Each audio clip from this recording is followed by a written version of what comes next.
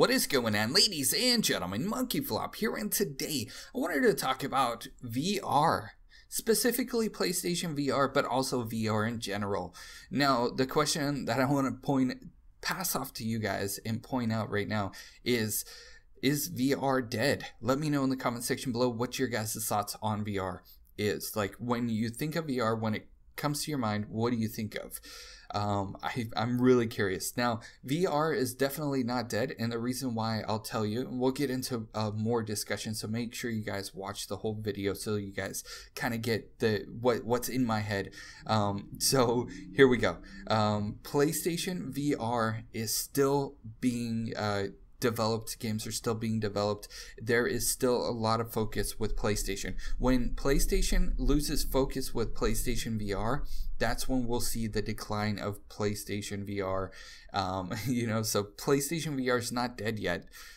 When we saw the PlayStation Vita, which is the handheld device that pretty much is dead now, decline, that was because Sony and PlayStation stopped supporting with new titles, and with, basically just stopped supporting the PlayStation Vita. So PlayStation VR is still heavily supported by Sony and PlayStation. In fact, in a recent article by Push Square, they pointed out that Yoshida, Worldwide Studios president, had an interview with Japan's PlayStation blog, and he stated that players want long-time games. He explained that based on such expectations, they came up with a strategy making full-scale games of larger scale in the second and third year. Titles will be deeper, gaming will continue to increase in the future. So they're really like, that just goes to show you they're really invested in VR, and they're looking more into the long term of supporting the console. When I say console, because it's like it is kind of like a separate thing. Now, there are other companies still investing into VR, and another one is actually Activision. Next, in the upcoming weeks, October 9th, Evasion is going to be released by Activision. And that's going to be VR, and it's going to be on PlayStation VR. It's going to be on Oculus Rift and HTC Vive as well. So, I mean, there's still a lot of support there. Another thing that I wanted to point out was I recently watched a podcast that Optic Hex did with Fwiz. Optic Hex is the owner of Optic Gaming, and Fwiz is the lead of YouTube Gaming, but he's also the lead of VR at YouTube as well. So it's an interesting podcast. I definitely recommend you guys go and watch it if you guys have time. I don't remember what he said verbatim, but basically what he said is I'm going to just put it in my own terms. Like I said, go watch his video. It's really interesting. I'll link it to you guys. But basically what he said is the same thing. VR is going to be a long-term, slow, progressive, steady growth. If you were like a business owner that wanted to heavily invest in it, he's like basically advising, like, don't dump all of your money into VR. Slowly progress as VR progresses.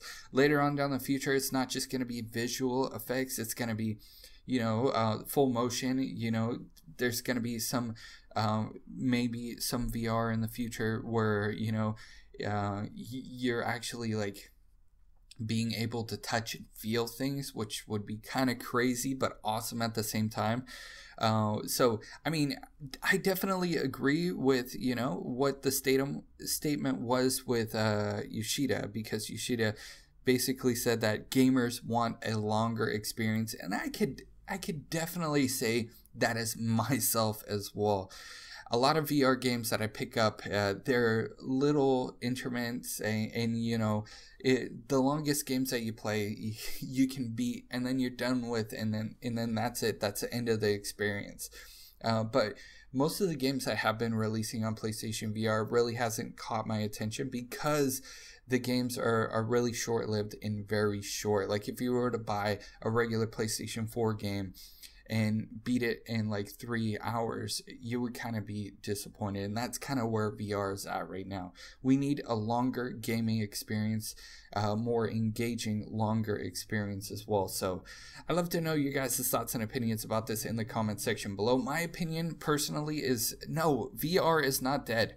And for the PlayStation VR, it's not going to die as long as PlayStation is behind it and supporting it. You know, right now it's a slow and steady growth. Slow and steady wins the race. And that's basically what I see is happening here. Other than, you know, like we saw 3D TVs. That was supposed to be like the thing of the future, right?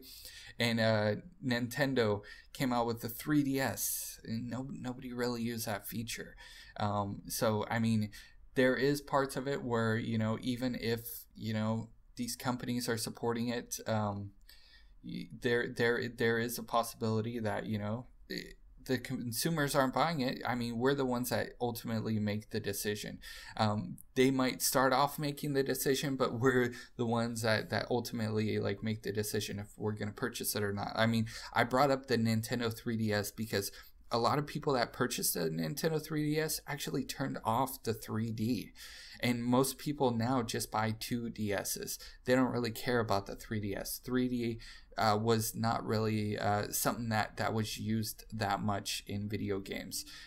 It's more like VR. So I'd love to know your guys' thoughts and opinions about this in the comment section below. I know I kind of went off on, you know, a rant at the end, but I'm really passionate, and I want to see, you know, the evolution of VR and see where it's at in the near future and see how things progress.